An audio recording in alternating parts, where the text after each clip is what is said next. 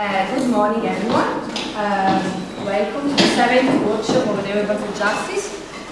The topic of today is the economic viability of urban agriculture. We had some technical problems, so the PowerPoint is made fully, but you will see. I hope it's going to be available anyway. Before we start, if there is a fire alarm, if there is fire in the hallway, the exit is through the kitchen, and then there is a door on the back. If there is a fire in the kitchen, the fire exit is towards the entrance. The toilets are just behind the receptions and at the first floor as well. The program has slightly changed, so we give a short presentation to keep more space for the discussion after the coffee break. So we will have a coffee break at 11:15 more or less, for 15 minutes.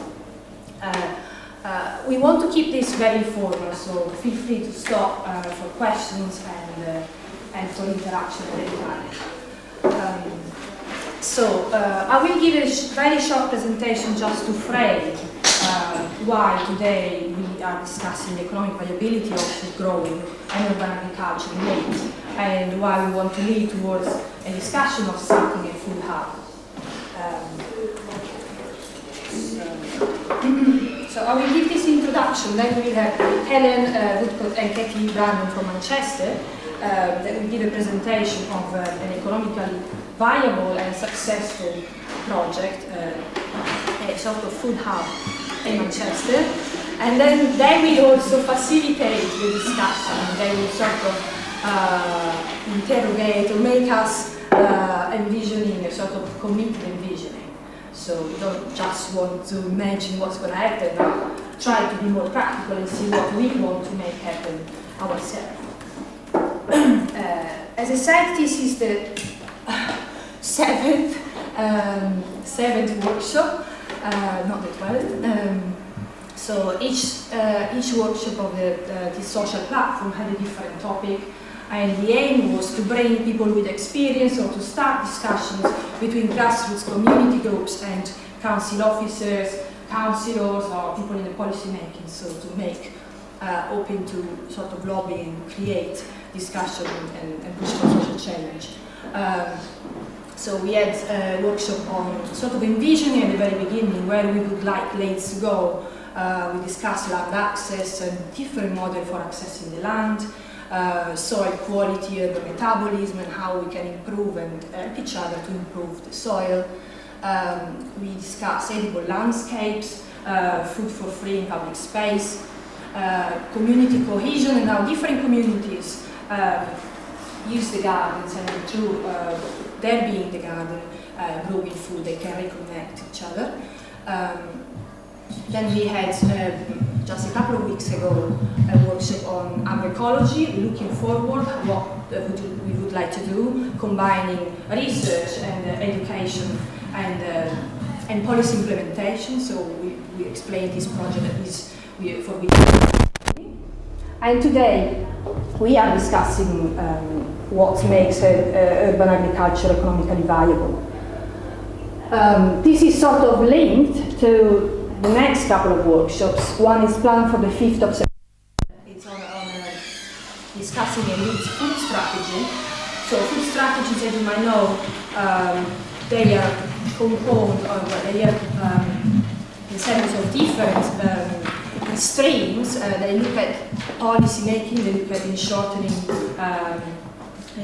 the food chain. One of the issues of making food strategies effective is to have a food hub sustaining some of the aims in this kind of strategies that are being developed at the moment.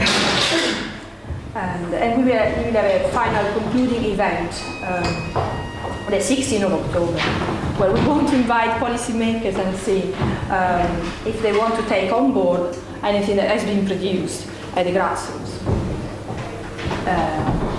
So the background for discussing a food hub, at least in my own experience, because it's not a very long time I lived in Leeds, so it might be that someone here in this room have been discussing this much longer.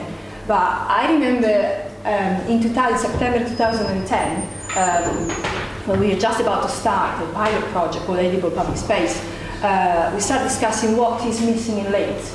There is a lot happening in terms of community gardening, learning through permaculture initiatives, but there was also the interest already in some of the policy sector. But what was really missing was a way of putting them together in a way that food, or organic food and local food, would become more widely available and more present on the market.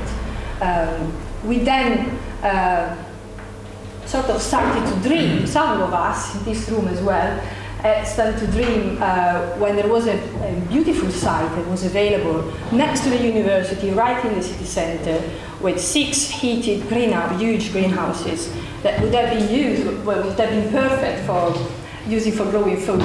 It was an excellent opportunity. We started to plan and think what would that look like if we could combine education and food growing.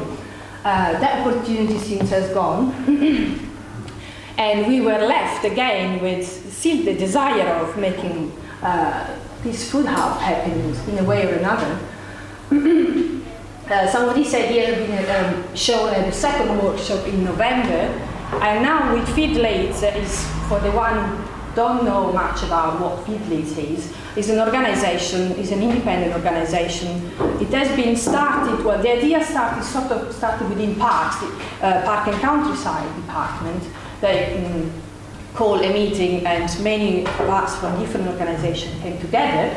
Now we are constituted and we have several aims, and among them supporting communities in food growing, lobbying for policy change, and also we are looking into the economic dimension of food growing, in which way food growing, local food growing can become a substantial part of changing the way we feed Leeds. So it seems that it's a good moment to start thinking at the role of local food growing. Urban agriculture, at least in the UK, it is nonetheless still mostly a grassroots initiative and at a very small scale.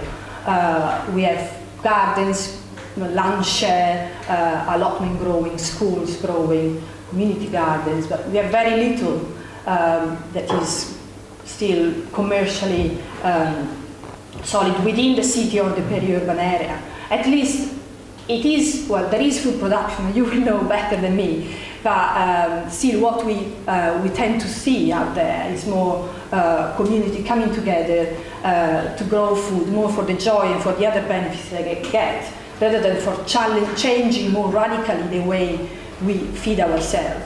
And this nonetheless is an opportunity, and it is an important goal for the future if we want to be more sustainable and to source our food more ethically. So many of these projects rely on volunteers, heavily on volunteers. We are happy to volunteer in growing food because it's something we have lost touch, we are alienated, we enjoy spending our time in some different ways. But this is not always sustainable for many projects. And so, just to clarify what do I mean by economic viability. So different groups might intend different things. For me, it is a way of a project is economically viable when it can remunerate the time of people working on it, at least part of the time, fairly.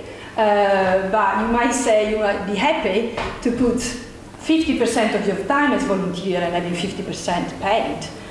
This may be okay for a certain amount of time, then on the long term you want to be fully remunerated. So this is, of course, this definition of viability is variable. But to me, there should be at least a great part of this time paid, at least to maintain my motivation of being involved, or the motivation of people being involved there in a way that the project is sustainable. And also you can maintain the infrastructure necessary for the project to run. You can pay the rent of the land, for example, pay the machinery you need, and so on. You might also want to look into what will be the real cost after the main subsidies have finished. For example, you might get land for free for 3 years, and then after 3 years you will have to pay a normal or a rent of any sort. So economic viability will look at the real cost when it is all the support you get in the beginning will be finished. So yeah, this is one of the slides, and it's going to be strange. So when is the lack of this viability of the economic sustainability a problem? It's not always a problem. Some project might end when the funding is finishing. This is maybe natural, people move on, people will want to do something different, restructure, it can be a learning opportunity. But this is a problem when you want to grow in size, when you want to be more effective. I think, for example, at Leeds Urban Harvest, it reached a point in which we were collecting 20 crates of apples on a Saturday afternoon, and on a Sunday that time wasn't enough to transform all the apples in a way that was done just by volunteers in a small amount of time. So to make the involvement of volunteers sustainable on the weekend, you needed to have some way of paying people during the week to continue or to arrange different venues. So it's not always, even if you want to run a project on a voluntary basis, you might look into a way from making it more sustainable. You might want to pay some of the time of people working. You might need to secure the skills of key people that at some point they might look for a job somewhere else. So some project they will want to keep people involved. There are examples, many examples of projects that have been struggling for becoming economically viable. I presented a couple of slides. This is a project in Bristol. It's called Sims Hill Shared Harvest. It's a community-supported agriculture. They started having the land for free for 3 years. They had donations, financial donations. They had lots of friends. They were very well connected. Lots of friends that subscribed to the scheme for a veggie box for a certain amount of time.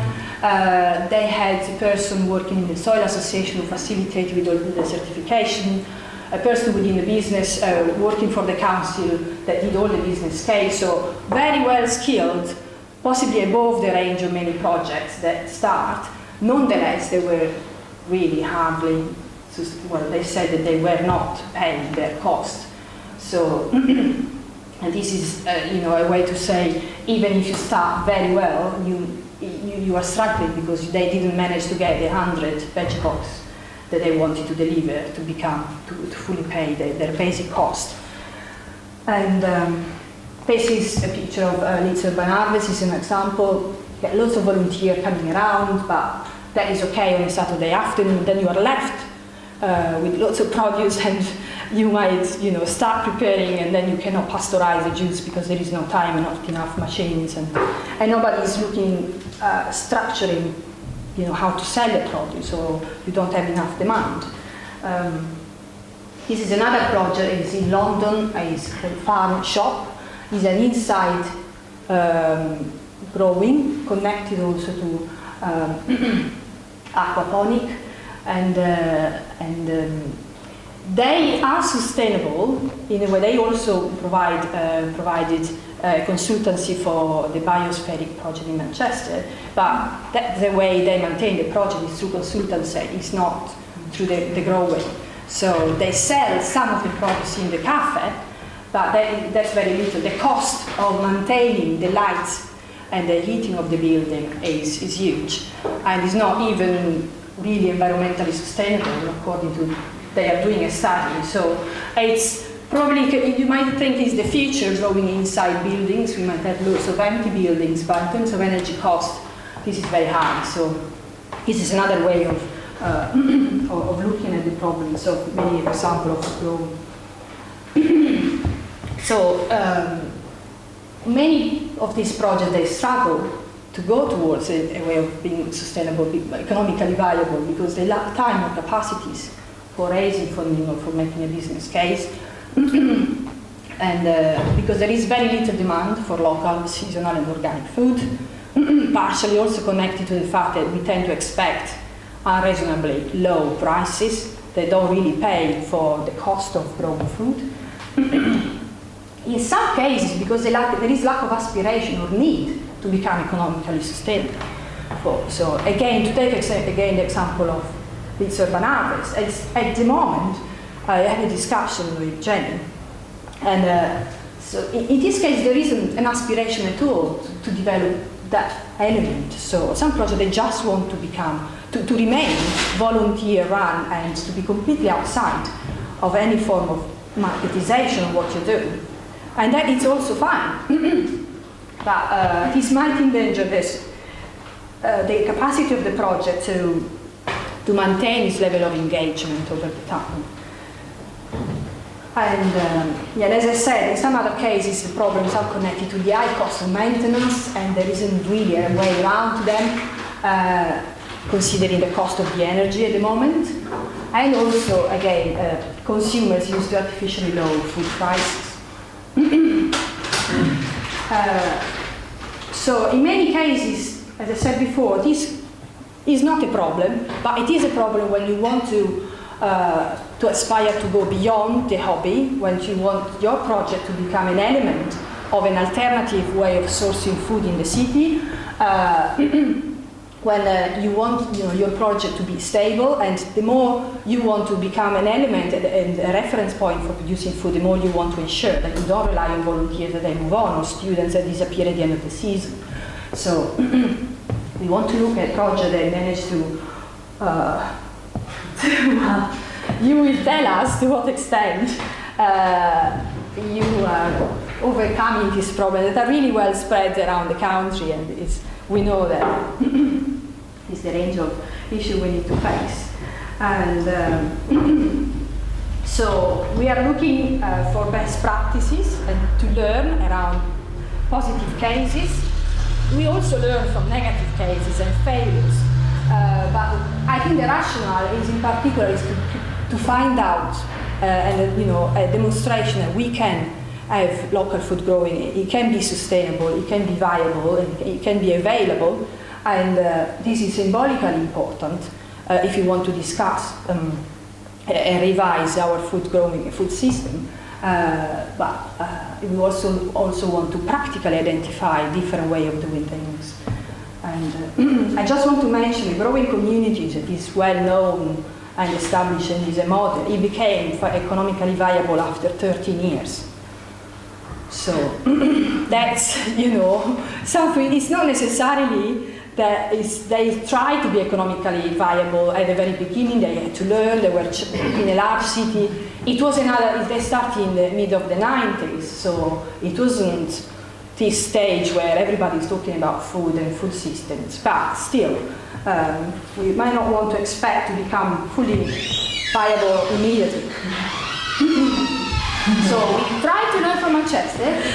So I skip this and I go to the last slide, just to tell you that today we will look at a model, but we also really want to start discussing a food hub in Leeds. What it might look like, how we might want to connect it to something else happening in the city, and we are aware that when you start a food hub, you don't necessarily aim at producing food. We also add value that is connecting people, that is delivering other kind of benefits, learning, getting people sensitized to local food and to reduce waste and so on.